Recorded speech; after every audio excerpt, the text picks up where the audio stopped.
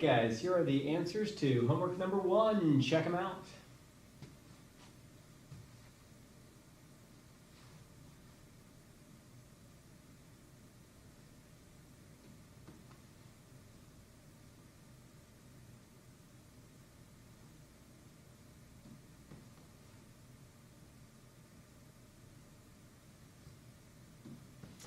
And let's go through them. The first section is dividing. So when I do this, I really just use what I call the cross-out method. Maybe. In this one, I just have a single variable on top and the bottom. So I would probably go ahead and use the quotient rule, which is when you're dividing, you subtract the exponent. This would be 13 minus 5 would make this m to the 8th, and I'd be done. Now when I have a coefficient here, the first thing I do is reduce the coefficient. 4 over 12 reduces to 1 over 3. And then with the variables, I have 5 d's on top, right? That's d to the 5th on top, and I have a single d on the bottom. So rather than subtracting like I did in the first example, I go ahead and just kind of mentally cross it out. I can cross out any common factor on the top and bottom, and that leaves me with 4 d's on top, or d to the 4th. And in this case, the 1 is not really needed, so a better way to write that would be d to the 4th over 3. In number 3, the first thing I'm going to want to do is reduce the 24 and the 8. 24 over 8 reduces to 3 over 1. And then I've got 2 e's on top, and I've got 7 e's on the bottom. So when I go to cross out the e's, I am left with 5 e's on the bottom. My answer would be 3 over 1e to the 5th. The 1 is not really necessary, so 3 over e to the 5th would be a better way to write it. Number 4, the 20 over 24 is the first thing I need to reduce, and that reduces to 5 6. And now in this problem, since I have 6 f's on top and 6 f's on the bottom, you know, well, I might as well do them now, right? When I go to start crossing out the f's, they all cross out. There are no f's left in the problem, and that's my final answer. Here I have 15 over 40 is the first thing I need to reduce. 5 goes into both those. That'd be 3 over 8. I have 6 n's on top and 7 n's on the bottom. So when I go to reduce the n's or cancel them out, I would have 1 left over on the bottom. And last up, I got 14, let's see. 14 over 18 reduces to 7 over 9. The a's have 6 on top and 4 on the bottom. So when I reduce the a's, when I start scratching them out, there'd be 2 a's left over on top. The b's have 4 on top and 7 on the bottom. So when I go to scratch out the b's, there'd be 3 left over on the bottom. And the c's have nothing to reduce, there'd just be 2 of them on top. All right, next up is multiplying. Remember, when we're multiplying, we add the coefficients. So here I would multiply the 6 and the 8 and get 48. But the x's, I've got 5 of them and 2 of them, all multiplied together. That's 7 x's multiplied together. And with the y's, I've got 1 of them and 7 of them. That is 8 y's multiplied together. I'm just adding the exponents. In number 8, I'd be multiplying negative 3 times 9, which is negative 27. The x's have 4 of them, and that's it, 4 of them. The y's have 2 of them and 2 more of them, so that's 4 y's all multiplied together. Better written as y to the 4th. Number 9, I have negative 2 times negative 15, that's positive 30. I have 2 x's and 1 more x, so that's 3 x's.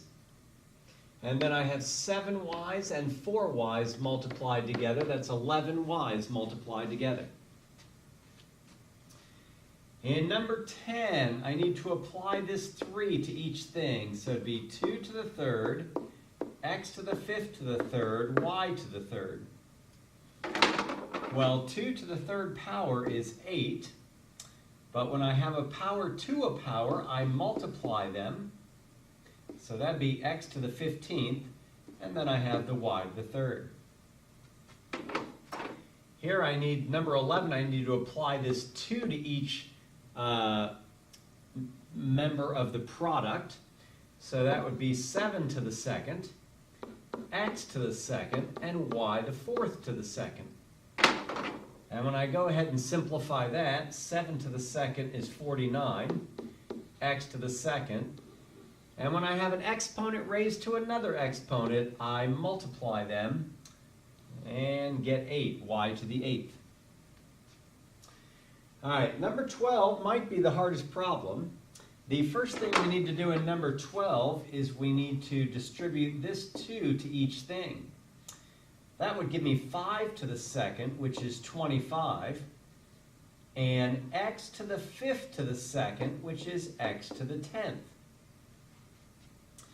Now, I've simplified the first term, but this guy still needs multiplied.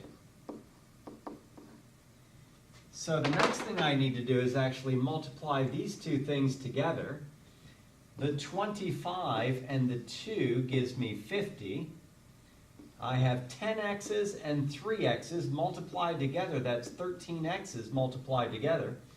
And I have this y at the end. Number 13. So the first thing I would do here is multiply these together. The 2 times the 7 gives me 14. And I have 2 x's and 3 x's, that's 5 x's multiplied together. I would also multiply these together. The 3 times the 4 gives me 12. Now I have 3 x's and 4 x's all multiplied together, that is 7 x's all multiplied together. And because these guys are not like terms, I can't add them together, and that is my final answer. Over here, wow. Well, first I need to apply this exponent to its parenthesis, right? And so that would be 25, that'd be 5 to the second power, and x to the second power would be x to the second power. And then I've still got to multiply that times this thing. So my next step would be to multiply those guys together. So I'd multiply the 25 and the 2 and get 50. And I have an x squared and an x multiplied together. That's 3 x's multiplied together, or x to the third. And I still have minus 10x to the third. And then finally, those are like terms. 50x to the third minus 10x to the third would be 40x to the third. All right, this section just has numbers in it. 2 to the third power, that's 2 times 2 times 2, which is 8. Here I have 2 to the second and 2 to the third. That is actually going to be 2 to the fifth, right? It'd be 2 times 2, and it'd be 2 times 2 times 2. Actually, 5 2's multiplied together, and if you went ahead and applied the exponent, that'd be 32. 2, 4, 8, 16, 32, yep. Now here you got to be careful. You cannot multiply these together because they don't have the same base. So what you actually need to do is apply the exponent first. 2 to the third power is 8, and 3 to the second power is 9. And now you can multiply them together, and 8 times 9 gives you 72. In this next section, I'm just multiplying stuff together. here I have 5b's and 3b's and 2b's all multiplied together. So when I multiply, of course, I just add the exponents. That would be 10b's multiplied together, 5 plus 3 plus 2. When I multiply these, I would first multiply the coefficients, but I can just count up how many a's are being multiplied together. 3 of them here, 5 of them here, that is 8 a's multiplied together. And finally, multiply the coefficients. 5 times 2 is 10. And then I have 1n and 1n. That is 2 n's multiplied together, or n squared. N times n is n squared, right? Same thing here. Multiply the coefficients together, but add the exponents. 4 n's and 7 n's is 11 n's multiplied together. Here I would multiply the coefficients. That's 2 times 1, which is 2. And then I'd say, all right, I got 2x's and 1x, that's 3x's.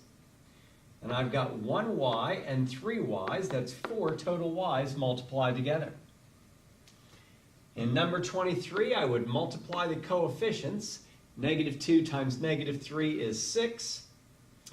I have 2x's and 1 more x, that is 3x's being multiplied together. I have 1y and 2 more y's, that is 3y's being multiplied together. In number 24, I am multiplying 3 terms together. You would still do it the same way. You would multiply the coefficients. 4 times 2 is 8, and 8 times 3 is 24. And then you would count them up. I have 1a and 2 more, that makes 3 a's multiplied together. And then I have a b and another b, that's 2 b's, and 2 more, that's 4 b's multiplied together, or b to the 4th. Last step here, I have 2 times negative 5, that's going to be negative 10. And then I have 3x's and 2x's, so that is 5x's multiplied together. And I have 1y and 3 more y's, that's 4 y's multiplied together. And then last up, let's see. Well, in this one, since I have a power raised to another power, I multiply those together and get y to the 15th. In this problem, the 3 needs applied to each thing. So that would be 2 to the 3rd, a to the 3rd, b to the 4th to the 3rd. And when you simplify that, you get 8, a to the 3rd, and when you have a power to a power, you multiply them. That would be b to the 12th. And then finally, this 5 needs applied to each member of the product. That'd be negative 2 to the 5th, a to the 5th, b squared to the 5th. And when you simplify that, you get negative 32. This would be a to the 5th. And here I have a power to a power, so I would multiply that and get b to the 10th. All right, last 3. Number 29. So the first step is to apply the exponent here. Negative 2 to the 3rd power is negative 8. A to the 3rd power is a to the 3rd power, and b to the 3rd power is b to the 3rd power. But then I've still got this guy, times 3b to the 3rd. So now I need to multiply these together. I would multiply the coefficients, the negative 8 and the 3, and get negative 24. I've got 3 a's, and I've got 3 b's and 3 more b's, so that's 6 b's multiplied together. All right, here I would multiply those together, which we've done a lot of multiplying. 3 times 2 is 6, and I've got 9 x's multiplied together. And I would multiply these together. The 5 and the 4 gives me 20, and 3x's and 6x's all multiplied together is 9x's multiplied together. And not sure why I wrote down 24 there when I said 20. And then I can go ahead and subtract these because they are like terms. They both have an x to the 9th. I just need to do 6 minus 20, and that is negative 14. All right, last one. I need to multiply those together. So I would multiply the 3 and the 4 and get 12. And I would notice that there are a total of 5 b's being multiplied together. Plus, here I just have a 7 times 1, which is 7. And then I have 5 b's multiplied together. And again, because these are like terms, since they both have a b to the 5th, I just add 12 of them and 7 of them together and get 19b to the 5th. All right?